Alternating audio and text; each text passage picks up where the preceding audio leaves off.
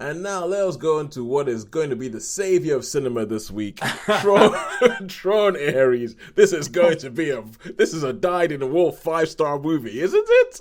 Get my notes ready. It's just a sequel that's 15 years after the last film, which wasn't that good, and which was 23 years after a film which the further away we get away from it, and the more like we get away from the fact that, oh my god, groundbreaking visual effects, I'm beginning to think wasn't that good to begin with. So, so anyway, Tron Ares. Sean, tell us about this. I mean, Right, okay. I don't get all the hate. I'll give you 30 seconds to tell us what this film's about, and then the rest of it, I just want to know what you Okay. think. So, whereas instead of going into the machine, things from the internet or things from the cloud or whatever it's called, they come out. So Yes. that's it in a nutshell. So, whereas like in Tron, they go into the game, in Yes. this one, things come out into the real world. Yeah. So that's basically the story. Thank you, Sean. That was so concise. I love it. Now let's go. Let's post-mortem. Tell us what you thought about this. Okay. So my thoughts on this was I don't get all the hate because I didn't think. I mean, it is totally CGI. Everything's CGI. Yes. But I mean, to see in 3D is, you know what I mean. It's made for a 3D movie. Yeah. It's totally loads and loads of depth. The whole thing is like totally, and I found myself not minding it too much. And I see like lots of people have got hate for it, and I found it. Yeah, it was all right. I didn't mind it. I'm not saying it's a masterpiece. I'm not saying, but I didn't like get. Yeah. You I didn't didn't get get bored. up I in didn't arms get. or annoyed about it. Yeah, there was, but I did. There was a couple of things that I did have issues with. In fact, when we're thinking on it, there was probably quite a lot of things I had issues with. But because of what it was, yeah, no. But I didn't have the hate for it that That a lot of people do. have. So it'd be interesting to think what Sharon's people thought of it, because I'm sure they Okay. probably hated it. So Sharon, could you tell us what are the names of the Bollens? What are the names of our roving reporters who went on and watched this for you? Yeah, that was my brother Steve, and my nephew Flynn. So Stephen Flynn. This is Stephen Flynn's points That about sounds like Tron. that sounds like an actor's name as well, doesn't it? Or something out of the movie itself. Stephen Steve Flynn. It's Steve got a Flynn, good ring yeah. to it. That has. Well, Flynn is named after Errol because my brother Oh is a yes, Errol fan. my hero. Yeah, and my niece, her middle name is Mia Olivia. And Olivia is after Olivia de Havilland. De Havilland, yes. So yeah, that's Not Newton John. no, Olivia de Havilland. So yeah, I spoke to Steve earlier, and he said basically he enjoyed the visuals, and the sort of the mood it created very much. And there was a couple of nostalgic scenes that sort of referenced the earlier films. He thought that was very well done. But he basically found the storyline in itself was rather poor. Mm. He thought largely it was, he said, he can't see the point of having a Tron film without actually Tron. Because they don't actually go into Tron, and the whole visuals were like, you enter the game, and it's like, without Tron, what is the point of a Tron So, film? And he said for him, it felt like it was and he said, this is my brother's word. He said he felt it was typical Disney storytelling, and that the new characters, they created new characters in this existing world that no one cares about. And he feels it just, to him, he said it felt like it was an attempt to reboot a franchise, sort of, because in a typical Disney fashion, taking an established sort of model and then introducing new characters to see if you can reboot this franchise. And he said it just felt largely pointless. And to him, he said the storyline didn't really make much sense. And my nephew Flynn said he thought it was average beyond belief. Wow. How old is Flynn? 22. Okay, yeah. So he's kind of in the range that they want this film to be hitting. Yeah. And because he was beyond the sort of, he missed, I think, Tron Legacy, because that was too long ago for him to sort of Yeah, be that was into. 15 years And ago. like So they, yeah. and sort of like me, obviously, we've all seen all the Tron films, all of us. This is the only Tron film I haven't seen. so So it's Stephen said it's his judgment basically was he found it was all right, it's entertaining, but there was nothing special about it, because where obviously it's trying to appeal to those of us who remember the sort of the previous incarnations of Tron, Yep. but then sort of try to draw in a new audience. He just doesn't think that it would appeal to those people who are viewing it nostalgically, apart from this one scene where you revisit one character, but there's not enough to sort of draw you in to want to see more if it is an attempt to reboot it. But he said it felt like it was typical Disney storytelling. It was all right. It was entertaining, but nothing special. All right. So, yeah, that was it. Sean, you were about to say something. Yeah, I just said for the uninitiated. So is Tron the game, or was Tron a character? Because I always thought Jeff Bridges was Tron. No. Jeff Bridges wasn't Tron. Oh, sorry. Jeff Bridges was okay. You fire away, John.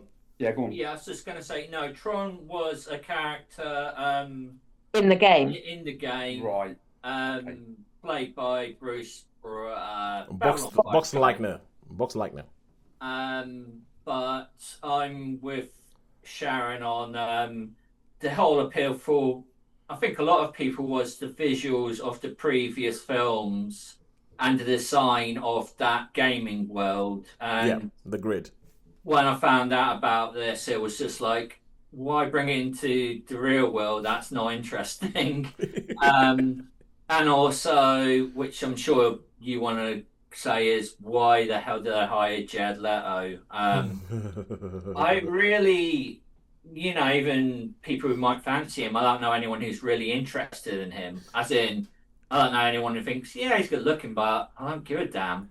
He's just dull, uninteresting. I actually think it's gone the other way. It's not even like he's dull. I think it's kind of like he is vehemently off-putting. It's kind of like, because with this the thing is like, the thing with me when it comes to Tron Ares, right? When they said they're making another Tron film, I was like, why? Stop flogging a dead horse. You don't have any stories to tell, was my first thought. And then when I heard Jared Leto was in it, and this is something that I'm not saying I'm proud of, I'm not saying is okay or anything like that, but when I heard that Jared Leto was in it, it was just kind of like, I don't think I can be bothered. And I was trying to unpack why. Where did this Jared Leto hate come from? And the thing is, because he won the Oscar for Dallas. What? Joker? No. Yeah, that was part of it. That was it. But terrible. That was terrible. That was terrible. But he won the Oscar for Dallas Buyers Club, the Best Supporting Actor Oscar. And I think everything up to He was terrible in that. Well, this is the thing, right? I think that everything up to Dallas Buyers Club, I was looking at it, and I always used to think that he was dedicated. He was like a really dedicated actor. He was in Fight Club. He was in Requiem for a Dream. And I used to think, oh yeah, Jared Leto, give him a chance. But ever since he won that Oscar, everything that I just find him that he is indulgent. He's overbearing, and it feels as if there's nobody on set who can tell him, Jared, no. Jared turned that down.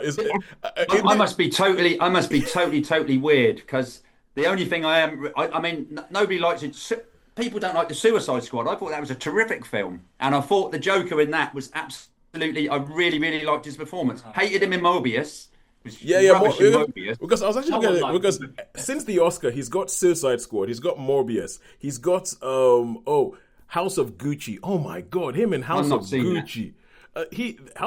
What he did in House of Gucci is kind of like an insult to Italians. It's kind of like it's essentially, let me put it this way, him in House of Gucci is like it's an a low level of performance. That's the thing.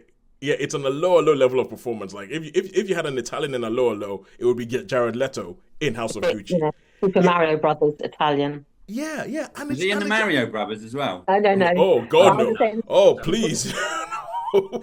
I don't really. As I say, I'm not so au fait with the modern ones. More worldy. So that's just the thing, and I don't know. There's just something that makes it like he tries too hard. Like on the set of Suicide Squad, he was like, telling people to call him Mr. J, and he was in character the whole time, and he was sending Margot Robbie a rat because that's what the Joker would do. I didn't know he was that extreme. Yeah, he is that extreme. I don't know all the backgrounds and all that, as I say, but and then the problem with it is that when he does all that, you don't see it on the screen. You don't see the results. You don't see. No. The only thing since Dallas Buyers Club was Blade Runner 2049.